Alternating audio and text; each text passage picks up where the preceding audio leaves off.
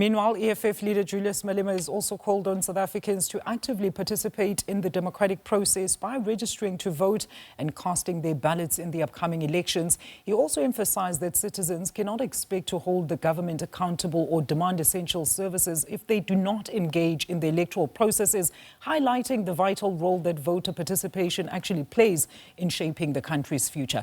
Let's now welcome Professor Ntsikelelo Breakfast, who's the acting director of the Center for Security, Peace and Conflict Resolution at the Nelson Mandela University. Professor, it's always great having you with us. A very good afternoon. So you listened to the CIC speech. I've also just given you glimpses of it as well. So what were some of your biggest takeaways? And was there anything that you picked up that was slightly different from his previous promises by the party? We're going to get into, of course, the issue of his legal matters later on during our interview. Good afternoon.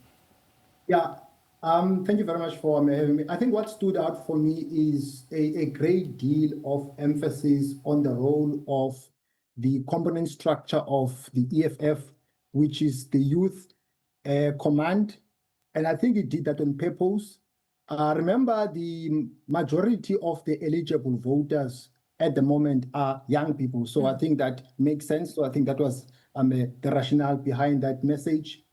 And the argument that in breaking new ground, the youth wing should not lose the old ground or should consolidate the base of the party. So I think that is a very important statement. Again, the fact that the party should gear itself in the build up to the local government elections and the role of members of the party in growing the party, especially at branch level, because you were saying that sometimes the members of the party don't speak with the same voice. They don't speak the same language. So I think for me, that is my takeaway. Those are the issues that stand out or that stood out. Of course, you said we must put the issue of his legal woes on hold, so I don't want to be everywhere. Yeah. Absolutely. We're coming there, Prof. Well, look, the CIC also placed the clarion call on all citizens, saying that vote or else we must not demand any services. Now, for me, this is a bit of a contrast, right? As there's still that outstanding question on the party's actual stance on the immigration issues. We saw how this actually heavily impacted their support during the national polls, as the citizens he's calling upon don't feel that the party actually represents and puts them at the center as citizens. A blemish they simply can't seem to properly articulate themselves on, Professor.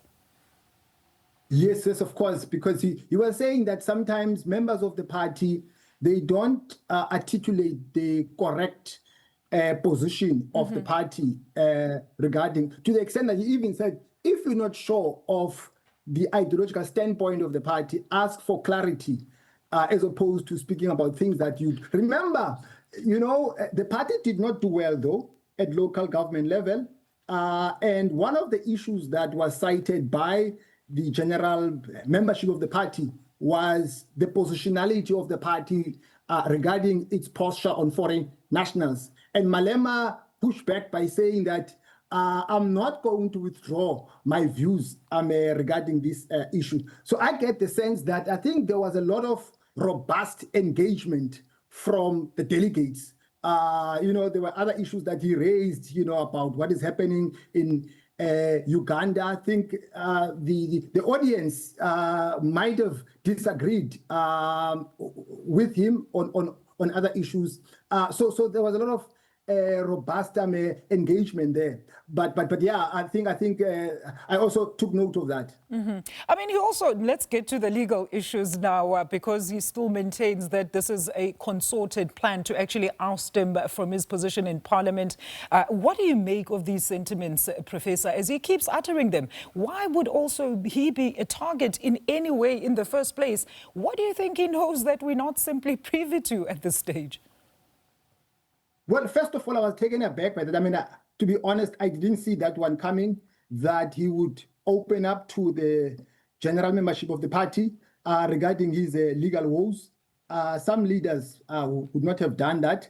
But I agree with his line of argument that Section 47 of the Constitution, I think he was quoting that clause there. Yes. Section 47 of the Constitution says that if you have been found guilty of committing an offense that has led you to be sentenced to more than 12 months imprisonment without a fine, therefore you cannot be eligible to be a member of parliament. Yes. But we need to strike this balance. If you institute a legal appeal, then it becomes a different kettle of fish. So he has opened up to say that he's going to appeal the judgment. But also I think there is a sense of appreciation that things might not go according to plan. That's why in the end of his closing remarks, he said that he will be an ordinary member at the, I think, Winnie Madikizela Mandela house or something along those lines. So there is a bit of a fear factor there that he could potentially be going into jail, even though we're not necessarily seeing that at this stage, Professor. Look, let's get back to the matters at hand, Professor. The party has a serious issue.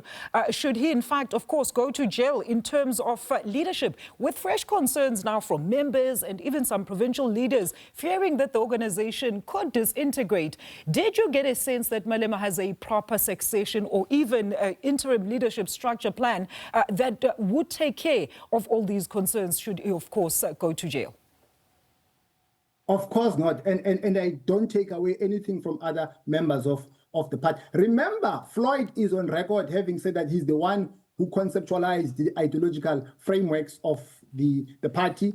So Malema, I think, did very well in terms of maneuvering both at a strategic level, also at a tactical. So Malema can dance and be on the dance floor, but also be on the balcony. So meaning that he can be strategic and also he can be tactical. That's the beauty about him. It's one of his strong points.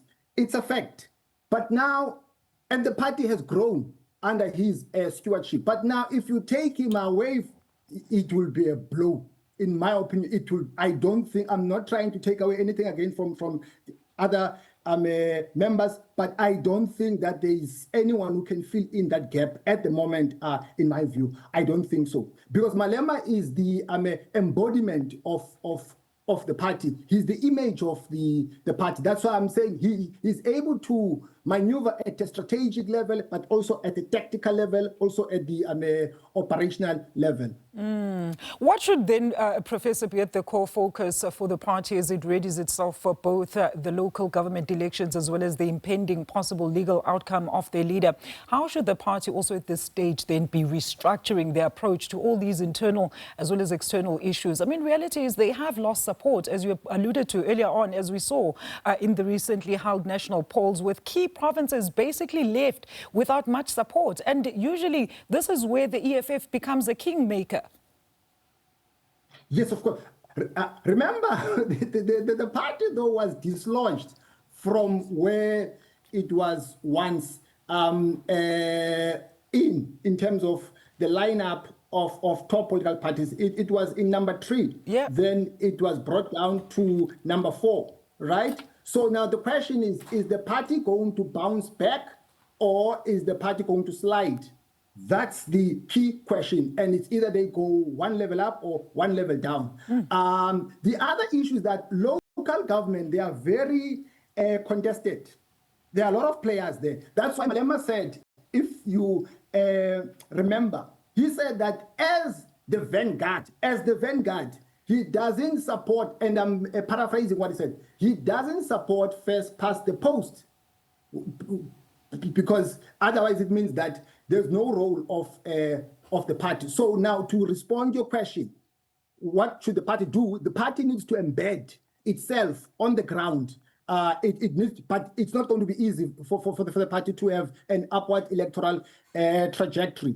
And we saw some of the news around, of course, the souring of relations between the EFF, fresh reports between the EFF and the ANC, specifically relating to Joburg this morning. So it's going to be quite an interesting one. Prof, as always, thank you so much for that sound analysis. That is Professor Ntsikelelo Breakfast there weighing in on the EFF's plenary as well as Malema's closing remarks.